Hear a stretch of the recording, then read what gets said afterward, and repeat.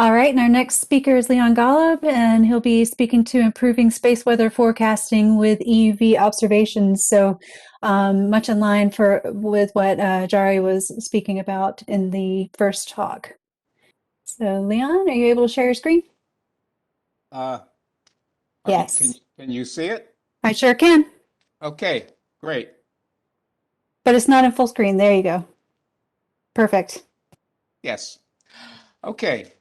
So I'm going to talk about what we consider will be a way of improving space weather forecasts. And the bottom line is we won't know how much improvement you get until you try it. So I'm going to argue for trying it. Uh, the topic is the middle corona. And this very nice figure that Dan Seaton put together shows you what the middle corona is, and it's really a not very well observed region. There's a big gap there between the inner corona, where we've developed instruments to see that very well, the outer corona, which has been observed for many, many years and is the basis of forecasts to a large extent.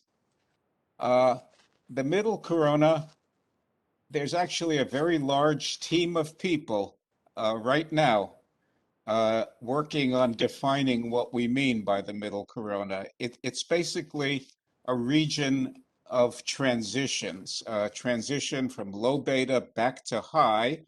Of course, the chromosphere corona transition region goes the other way. It's a region where the corona transitions from collisional to radiative excitation, where it transitions from being dominated by closed magnetic structures to predominantly open structures, and much more. I will say it's a little bit like the way Justice Potter Stewart once defined pornography, which is I know it when I see it. That's where we are with this defining this region. But everything that leaves the sun goes through the middle corona, and there's also a flow of energy and mass back down. I'll show you some of that. Uh, a CME in the EUV. From AIA, we have observations going from hot lines, iron 21, down to cool lines, iron 9 and 10, and the visibility of a departing CME. Are you seeing? Yeah, the movie is going. I hope you saw that. Yep, yep, it's So, playing. so you have the CME very visible in the 131 channel. Nothing at all is happening in the 171 angstrom EUV channel, which happens to be one of the more common ones that's seen. There are other events that are just the opposite. You see them in the cool channel, not in the hot channel. So the EUV with the temperature discrimination allows you a more comprehensive view of the departing event. Uh, as these events depart, they encounter the large scale structure of the corona. And here, what you're going to see is a small event which is not actually visible in 171, but it hits this large scale structure and gets deflected sideways. And in the difference image, you'll see it very clearly. Here it goes. You see it by its effect on the structure. It got deflected 90 degrees off to the side. It becomes visible in white light, but you would have no idea where it came from.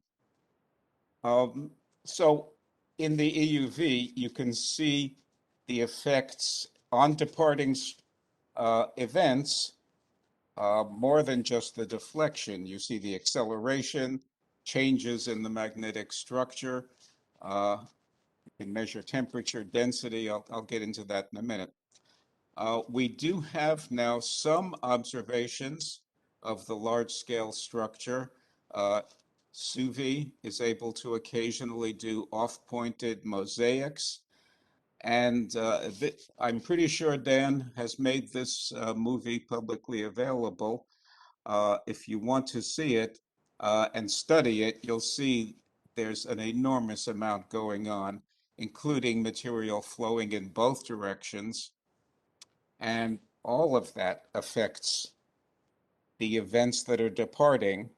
And that, we would argue, is affecting the forecasts because a lot of the modeling is critically dependent on the initial conditions. And the better you know them, the better your prediction is going to be. Um, so I want to focus in particular on one new technology. We've got the wide field imaging is very well known. We are now able to implement slitless spectroscopy in the EUV.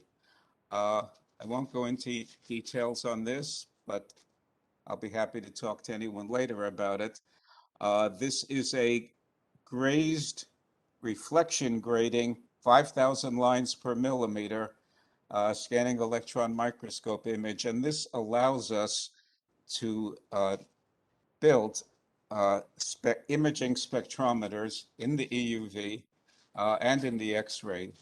One of these has flown on the MAGIX rocket, worked beautifully. What you get with this is a focal plane image that looks like this. This goes from the aluminum L edge at 170 up to 207. And there are lines of iron 10, 11, 12, also sequences of iron 8 to iron 16, O6, calcium 17. You cover a huge temperature range, and you have density sensitive lines. And the beautiful thing is that there are now methods to invert the spectrum. So you can get iron 10 and see these separated images from this focal plane spectrum. You can see iron 11, and these are density sensitive line pairs. So you can get temperature and density, full sun, all at once. And there's iron 12 separated. And when there's a flare, these are a sequence of difference images. You see the core of the flare in a large number of lines. You also see the expanding shock front.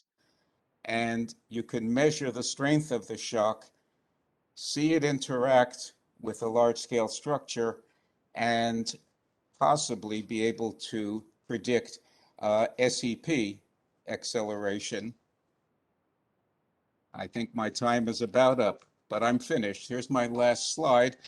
I put this up on the drive so you can read it, what the products are, why we believe they will help improve forecasting, and of course, we hope to get a chance to do it. And there have been many papers written about this method, the technique, and why it matters. So I'll stop there. Thank you. Thank you so much, and thanks for noticing the time. I had lost the timer on my screen. So that was perfect. Thanks, Leon. So I have a question. What orbit or orbits would be optimal for applying near real-time observations of EUV transients, in particular to lunar surface operations when we're sending up the landers and astronauts? Yes, well, there are two in particular. Of course, L1, uh, we all know how useful that is. I would like to see this put at L5 uh, because there are many advantages at L5. You can see which events are Earth directed. You can get advanced notice that there are complexes of activity that will likely be flare productive. Um, and you can follow the event very far out toward the Earth. Okay.